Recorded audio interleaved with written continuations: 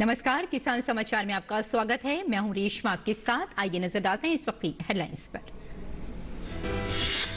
केंद्रीय गृह एवं सहकारिता मंत्री अमित शाह ने मंगलवार को करनाल में हरियाणा सहकारिता विभाग की कई परियोजनाओं का किया शिलान्यास और उद्घाटन। कहा, सहकारिता क्षेत्र के लिए उठाए गए कदम से किसानों और गरीबों को होगा लाभ। 2025 से पहले देश की हर पंचायत में पैक्स की जाएगी स्थापना।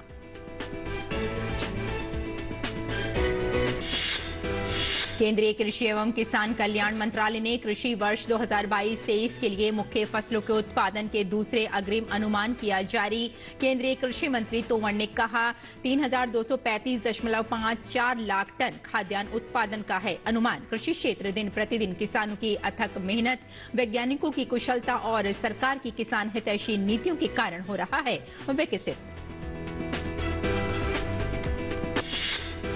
केंद्रीय मंत्री मनसुख मांडविया ने उत्तर प्रदेश में आंवला और फूलपुर में नैनो यूरिया का प्लांट का किया लोकार्पण। कहा, सरकार देश को उर्वरक उत्पादन में आत्मनिर्भर बनाने के लिए प्रतिबद्ध। नैनो यूरिया किसानों के जीवन में लाएगी क्रांतिकारी परिवर्तन। देश में नैनो यूरिया की तरह डीएपी के भी रिसर्च पूरा जल्द हो जाएगी बाजार में।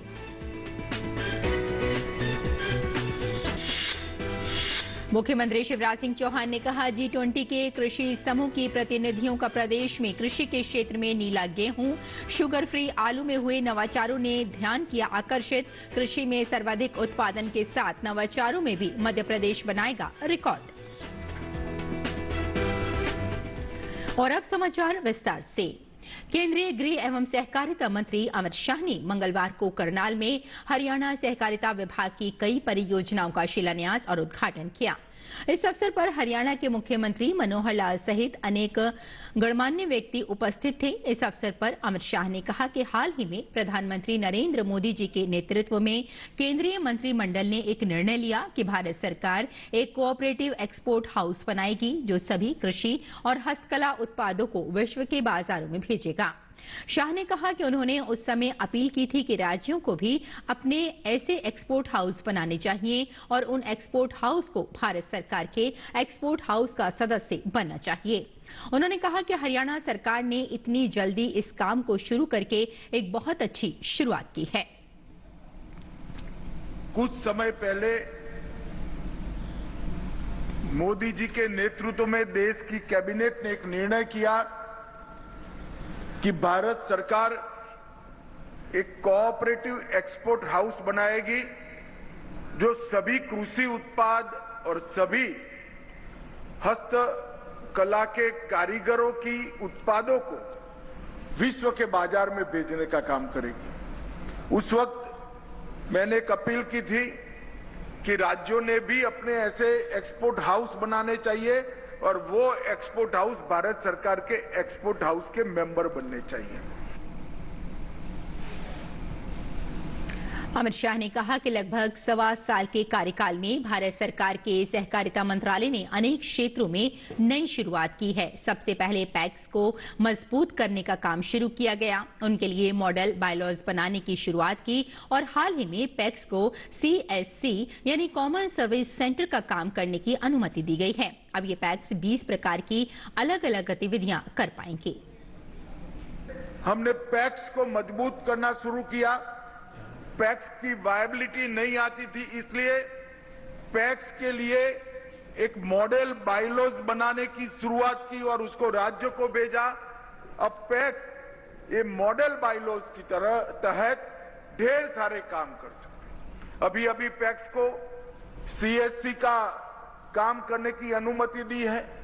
पैक्स अब FPO भी बन पाएंगे। पैक्स हर घर जल से नल के पानी वितरण का गांव का काम भी कर पाएंगे। पैक्स गैस वितरण की एजेंसी भी ले पाएंगे। पैक्स सस्ता अनाज की दुकान भी चला पाएंगे। पैक्स लाइटों के मरम्मत का ठेका भी लेकर गांव के अंदर निर्बाध रूप से सार्वजनिक लाइट चलती रहे, इसका भी काम कर पाएंगे और पैक्स स्वच्छता का काम भी कर पाएंगे। अमित शाह ने कहा कि हरियाणा के मुख्यमंत्री मनोहर लाल ने हरियाणा डेयरी विकास संघ के तत्वाधान में एक साझी पशुशाला स्थापित की है और पशु चारा, पशु चिकित्सा और वैक्सीनेशन अनेक उपक्रम इसके साथ जुड़े हैं। हरियाणा डेयरी विकास सहकारी प्रसंघ के तत्वाधान में एक साझी पशु शालिका स्थापित किया है, जिससे मुझे लगता है गरीब के गरीब व्यक्ति को भी 4 भैंस, 3 भैंस, 2 भैंस लेनी है तो वो लेकर वो साझी पशु शालिका में रखेगा और अपना दूध कोऑपरेटिव फेडरेशन में भरकर वो आगे इसका फायदा ले पाएगा, अपनी जीवन को यापन करने का इसमें से कमाई कर सकेगा।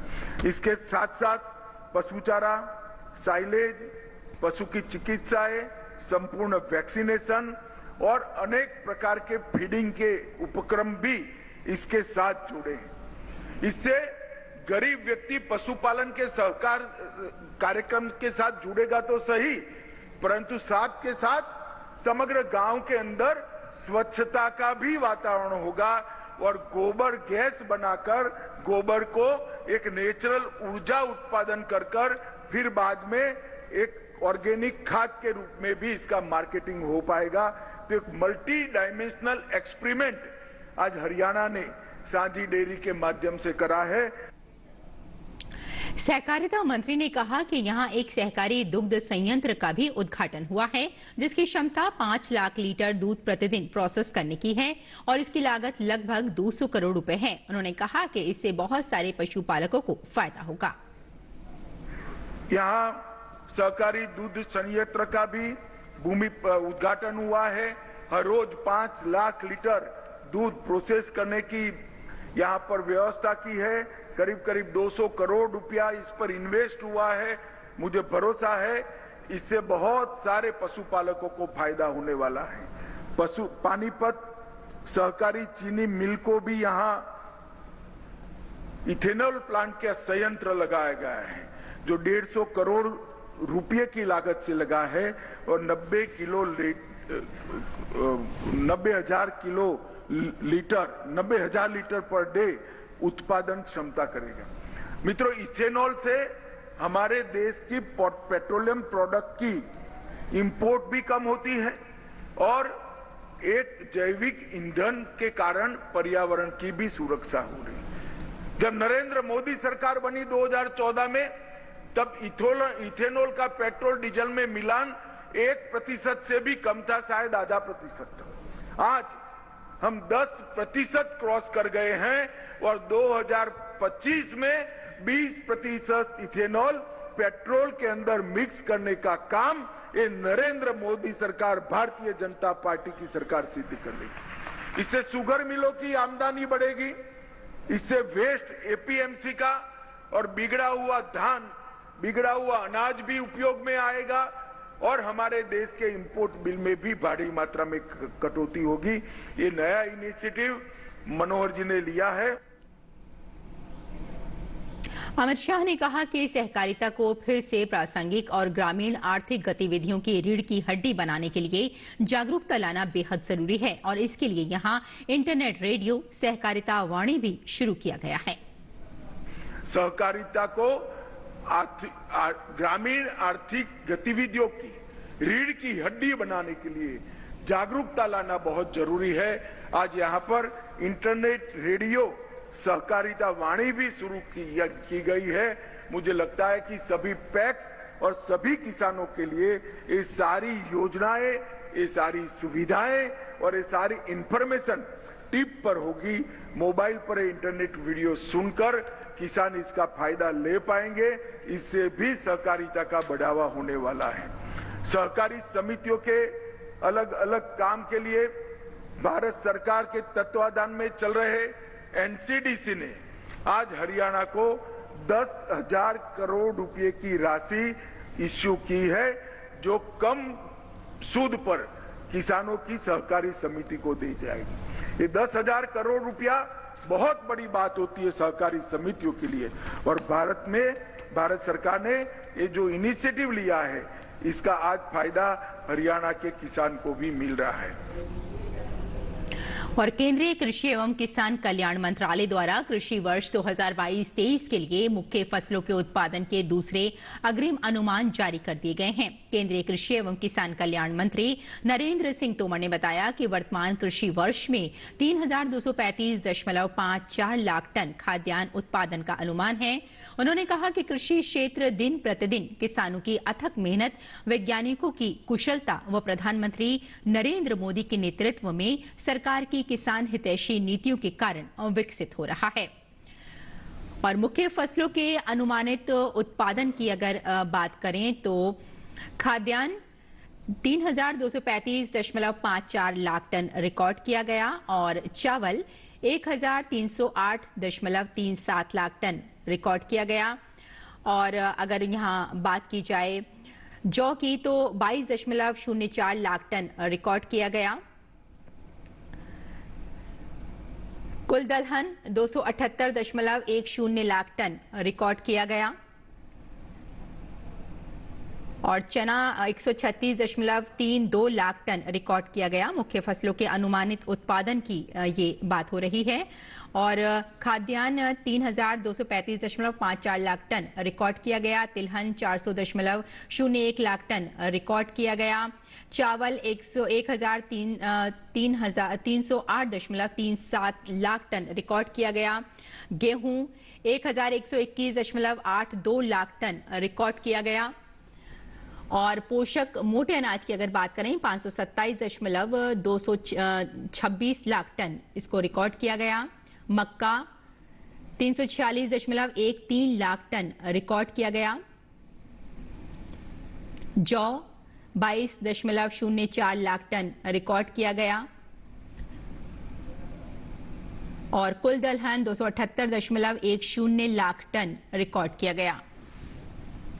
आगे बढ़ते हैं। केंद्रीय मंत्री मनसुख मांडविया ने उत्तर प्रदेश में आंवला और फूलपुर में नैनो यूरिया का प्लांट का लोकार्पण किया। इस अवसर पर मांडविया ने कहा कि नैनो यूरिया किसानों के जीवन में क्रांतिकारी परिवर्तन लाएगी। उन्होंने कहा कि चालू वित्तीय वर्ष में 2.5 लाख करोड़ की सब्सिडी किसानों को खाद के लिए दी है। प्रधानमंत्री के द्वारा किसानों के हित में कार्य किया जा रहा है, चाहे फसल के समर्थन मूल्य की हो या फिर उर्वरक में सब्सिडी, सभी पर गंभीरता से कार्य कर रही है। उन्होंने कहा कि आने वाले समय में नैनो यूरिया से उत्पादन बढ़ाकर किसान अपनी आय को बढ़ाएगा। उन्होंने कहा कि सालों से उत्पादन बढ़ाने के लिए खादों का इस्तेमाल होता आया है, लेकिन अब यूरिया की उपयोगिता में कमी आई है। उर्वरक है, हमने सालों तक हमारी फसल में पैदावार बढ़ाने के लिए डीएपी डालते रहे, यूरिया डालते रहे। आज हम यूरिया डालते हैं तो केवल 35% यूरिया नाइट्रोजन फसल के काम में आते हैं, बाकी का यूरिया जमीन में नीचे पानी में मिलकर नीचे चला जाता है, कहीं हवा में उड़ जाता है। 35% यूरिया में से नाइट्रोजन फसल ले सकती है, बाकी एनयूज वो मिट्टी को बिगाड़ता है। और इसलिए आज नौबत आई है कि मिट्टी की उत्पादकता कम हो रही है। उन्होंने कहा कि पहले किसान खाद के लिए भटकते रहते थे, लेकिन अब मोदी सरकार के प्रयासों से खाद की किल्लत नहीं रही।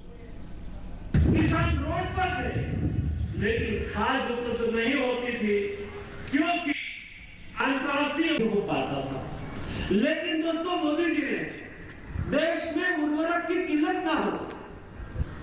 जब कोविड चल रहा था तो शिप विदेश से उर्वरक लाने के लिए शिप में लाना पड़ता था।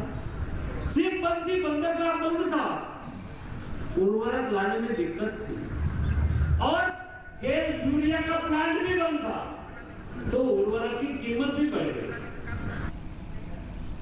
अगली खबर की ओर बढ़ते हैं। नई दिल्ली में फेयर प्राइस शॉप के काम में पारदर्शिता लाने और इनका नेटवर्क बढ़ाने के लिए केंद्रीय खाद्य एवं सार्वजनिक वितरण विभाग के सचिव संजीव चोपड़ा की अध्यक्षता में देश भर से आए स्टेक होल्डर्स के साथ बैठक के बाद मीडिया से बात करते हुए केंद्रीय खाद्य एवं सार्वजनिक वितरण विभाग के सचिव संजीव चोपड़ा ने कहा कि देश भर में 5,30,000 के करीब फेयर प्राइस शॉप हैं, जिनके शुद्ध नेटवर्क का उपयोग बढ़ाने के लिए देश भर से स्टेक होल्डर्स के साथ बैठक की है ताकि पूरे महीने भर इनको काम मिले और आमजन को जरूरत की अन्य चीजों की फेयर प्राइस शॉप के जरिए आपूर्ति सुनिश्चित की जा सके। उद्देश्य ये है कि कॉमन सर्विस सेंटर की अगर बात करें तो कॉमन सर्विस सेंटर के जरिए बहुत सी सुविधाएं हैं जो कि हम ग्रामीण क्षेत्रों में खासकर लोगों को पहुंचा सकते हैं। काफ़ी सर्विसेज हैं जो B2C सर्विसेज हैं, कई बिजनेस हाउसेज हैं जिन्होंने टाइप किया है, कई FMCG कंपनीज जिन्होंने टाइप किया है CSC के साथ। उनके प्रोडक्ट्स कंज्यूमर ड्यूरेबल कंपनीज हैं, कार ऑटो कंपनीज हैं, उन्हें टाइप किया CSC के साथ। तो उनकी सुविधाएं ग्रामीण क्षेत्रों में लोगों के पास में पहुंचा सकते हैं। तो लोगों को शहर में जाने की जरूरत नहीं है, अपनी कोई अगर कार की बुकिंग भी करनी है या कोई उनकी खरीदारी करनी है तो CSC के जरिए वो सब ये अपनी जरूरतें पूरी कर सकते हैं। और मध्य प्रदेश के मुख्यमंत्री शिवराज सिंह चौहान ने कहा कि G20 के कृषि समूह की बैठक में विभिन्न देशों से आए प्रतिनिधियों का प्रदेश में कृषि के क्षेत्र में नीला गेहूं, शुगर फ्री, आलू और बीज बैंक के रूप में हुए नवाचारों ने ध्यान आकर्षित किया है। हमारे किसानों द्वारा की गई ये पहल प्रदेश के लिए गौरव का विषय है। मुख्यमंत्री चौहान ने कहा कि मध्य प्रदेश गेहूं निर्यात में पूरे देश में प्रथम है।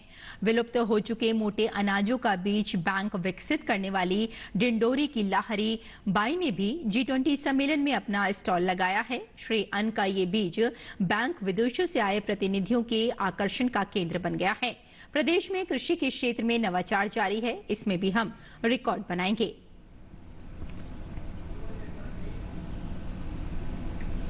बैठक के दौरान कृषि क्षेत्र से जुड़े स्टार्टअप भी अपने नवाचारों को G20 देशों के डेलीगेट्स के सामने रख रहे हैं। बैठक स्थल पर कृषि मंत्रालय और मध्य प्रदेश सरकार के कृषि विभाग द्वारा भी एक प्रदर्शनी लगाई गई है जिसमें कृषि क्षेत्र में किए जा रहे प्रयासों को दर्शाया जा रहा है। कृषि कार्य समूह की पहली बैठक के दूसरे दिन ब्राजील और भारत की कृषि को बढ़ावा देने द्विपक्षीय वार्ता भी हुई। कृषि कार्य समूह की बैठक के बाद फॉरेन डेलीगेट्स ने गांव में जाकर पॉली हाउस देखा। गांव के लोगों ने फूल माला पहनाकर और टीका लगाकर डेलीगेट्स का स्वागत किया। कृषि कार्य समूह की बैठक में पहुंचे G20 देशों के प्रतिनिधि मांडू के लिए इंदौर से रवाना हुए। इस दौरान डेलीगेट्स मांडू के किले का दीदार करने के साथ ही लाइट एंड साउंड शो और सांस्कृतिक कार्यक्रमों के माध्यम से निमाड़ मालवा के इतिहास और संस्कृति से भी परिचित हुए। चाय पीजिए और कुल्हड़ खाइए। उत्तर प्रदेश प्रयागराज माघ मेले में आजकल एक दुकान पर लोगों का जमावड़ा लगा रहता है। उनके लिए आश्चर्यजनक है कि चाय पीजिए और कुल्हड़ भी खा लीजिए। ऑर्गेनिक चाय वाले के नाम से एक दुकान में बहुत सारे कुल्हड़ दिखते हैं और वहां पर उपस्थित लोग बताते हैं कि इस कुल्हड़ में आप चाय भी पीजिए और चाय पीने के बाद उस कुल्हड़ को भी खा लीजिए। ये कुल्हड़ मोटे अनाजों से निर्मित है जो फायदेमंद भी है। इस तरह से प्रदूषण भी नहीं फैलेगा और आपके स्वास्थ्य के लिए भी फायदेमंद है। मोटे अनाज से ब्लड शुगर नहीं बढ़ता, यही इसका स्वास्थ्य का राज है जिसकी वजह से लोगों की भीड़ यहाँ जमा है। इस दुकान की संचालिका मोटे अनाज से बने कुल्हड़ की विशेषताएं बताती हैं।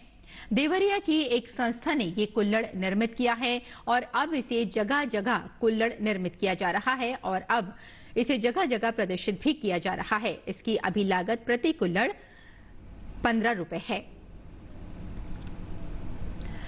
और प्रधानमंत्री नरेंद्र मोदी की पहल पर आकांक्षी जिला कार्यक्रम से देश के आकांक्षी जिलों में समस्याओं का स्थायी समाधान हो रहा है और इसके साथ ही वहां मूलभूत सुविधाओं का लगातार विस्तार हो रहा है। झारखंड के आकांक्षी जिला गिरिडीह के ग्रामीण क्षेत्रों में भी इस कार्यक्रम के प्रभावी क्रियान्वयन में शुद्ध जल नल से घरों तक पहुंचाया जा रहा है।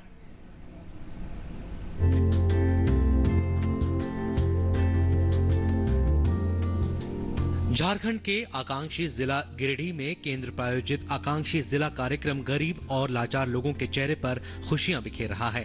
जिले के उग्रवाद प्रभावित पीरटांड़ के कुड़कों में जल जीवन मिशन के तहत नल से शुद्ध जल घरों तक पहुंचने लगा है, जिससे ग्रामीण खासे खुश हैं। जहाँ तक हम लोग को पानी का जो असुविधा था यथासंभव अभी हम लोग के घर घर में पानी आ गया है। नहाते हैं, धोते हैं, कपड़ा साफ करते हैं, बहुत सुविधा हो गया है। पहले जो नदिया से अनाज सुख ना बुझा आराम से घरे में आ गए पानी। पहले यहाँ के लोग अस्वच्छ नदी और नाले का पानी लाकर पीने को विवश थे, लेकिन अब ऐसा नहीं है। प्रधानमंत्री नरेंद्र मोदी की दूरदर्शी नीतियों के कारण इन ग्रामीणों के जल संकट का स्थायी समाधान हो गया है और अब उनके घर में नल से शुद्ध जल आ रहा है। पहले हमने बड़ी बहुत तकलीफ हुआ लिए पानी के सावधान भय गए तो पानी अखन मिल पर है। यहाँ पर एक तरफ मल्टी विलेज स्कीम के तहत बड़े बड़े जल मीनार बनाए जा रहे हैं तो दूसरी तरफ छोटी छोटी स्कीम बनाकर जलापूर्ति की जा रही है। आकांक्षी जिला कार्यक्रम के कारण इस नक्सल प्रभावित पीरटांड प्रखंड में बड़ा बदलाव देखने को मिल रहा है। पहले नल नहीं था तो दिक्कत होता था, अभी घर घर पानी आ गया तो जरा सुविधा हो गई। नदी से लाते थे पानी हमने नदी से आवा लिया, आप टांकी बैठा गया तो यहाँ हमने पानी पिया इसी नाल में। सरकार की मदद से इस इलाके में जलापूर्ति शुरू होने से क्षेत्र के जनप्रतिनिधि भी काफी खुश हैं। उनका भी कहना है कि सरकार की संवेदनशीलता से लोगों को, विशेषकर महिलाओं को काफी सहूलियत हुई है। यहाँ जो है जल जीवन मिशन के तहत जो पानी की उपलब्धता हुई है, इससे पहले लोगों को पानी का बहुत ही प्रॉब्लम होती थी। जब से ये योजना चली है, विशेष तौर पे एसटी बेल्ट में जो गरीब आदिवासी क्षेत्र गांव में ये मिशन बहुत ही कामयाब साबित हो रही है। केंद्र प्रायोजित आकांक्षी जिला कार्यक्रम से तेज गति से मूलभूत सुविधाओं का विस्तार हो रहा है, जिससे लोगों की आकांक्षाएं पूर्ण हो रही हैं तथा उनकी सालों दशकों की समस्याओं का स्थायी समाधान हो रहा है। गिरिडीह से दिवाकर कुमार के साथ रमेश प्रभाकर की रिपोर्ट। और आइए अब बात करते हैं मंडी भाव की और जानते हैं कि देश भर की मंडियों में क्या रहा भाव।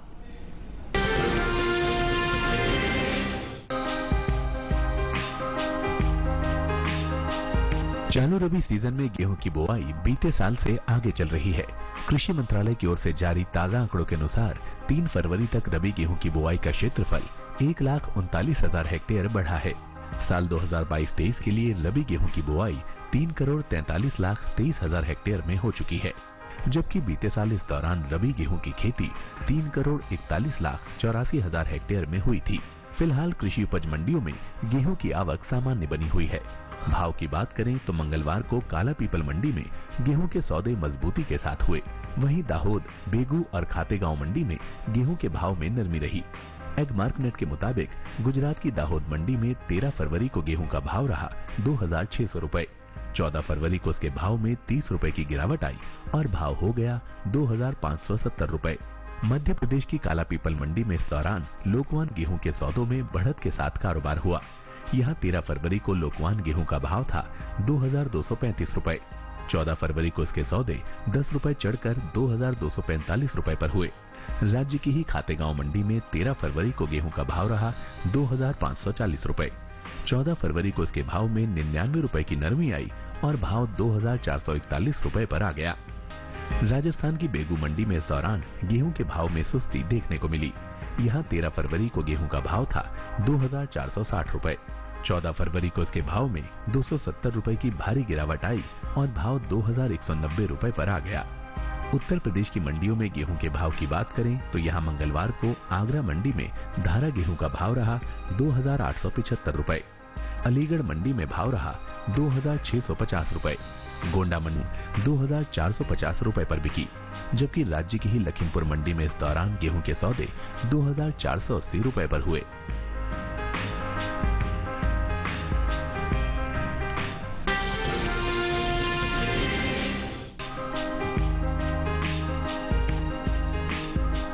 कृषि उपज मंडियों में इन दिनों सरसों की आवक सामान्य है। भाव की बात करें तो मंगलवार को हलवद, खुजनेर और कोटा मंडी में सरसों के सौदों में मजबूती के साथ कारोबार हुआ। वहीं खातेगांव मंडी में सरसों के भाव में नरमी दर्ज की गई, जबकि आगरा मंडी में इस दौरान सरसों के भाव में कोई बदलाव देखने को नहीं मिला। हाजिर भाव पर नजर डालें तो एग मार्कनेट के अनुसार गुजरात की हलवद मंडी में 13 फरवरी को सरसों का भाव रहा 5,025 रुपए। 14 फरवरी को इसके भाव में 75 रुपए की तेजी आई और भाव जा पहुंचा 5,100 रुपए पर। मध्य प्रदेश की खातेगांव मंडी में इस दौरान सरसों के भाव में खासी गिरावट देखने को मिली। यहाँ 13 फरवरी को सरसों का भाव था 5,520 रुपए। 14 फरवरी को इसके सौदे 520 रुपए टूटकर 5,000 रुपए पर हुए, जबकि राज्य की ही खुजनेर मंडी में 13 फरवरी को सरसों का भाव था 5,000 रुपए। 14 फरवरी को इसके भाव में 200 रुपए का उछाल आया और भाव हो गया 5,200 रुपए। राजस्थान की कोटा मंडी में सरसों के सौदे मजबूती के साथ हुए। 13 फरवरी को यहाँ सरसों का भाव रहा 4,950 रुपए। 14 फरवरी को इसके भाव में 150 रुपए की बढ़त दर्ज की गई और भाव 5,100 रुपए पर आ गया। हालांकि उत्तर प्रदेश की आगरा मंडी में बीते 2 दिनों के दौरान सरसों के भाव स्थिर रहे। यहाँ 13 और 14 फरवरी को सरसों 5,850 रुपए पर बिकी। चालू रबी सीजन में सरसों की बुआई निर्धारित लक्ष्य से आगे चल रही है। कृषि मंत्रालय की ओर से साल 2022-23 के लिए जारी ताजा आंकड़ों के अनुसार 3 फरवरी तक रबी सरसों की बुआई 98,02,000 हेक्टेयर में हो चुकी है, जबकि बीते साल इस दौरान बुआई का क्षेत्रफल 91,25,000 हेक्टेयर रहा था। यानी इस साल रबी सरसों की बुआई बीते साल के मुकाबले 6,77,000 हेक्टेयर आगे है।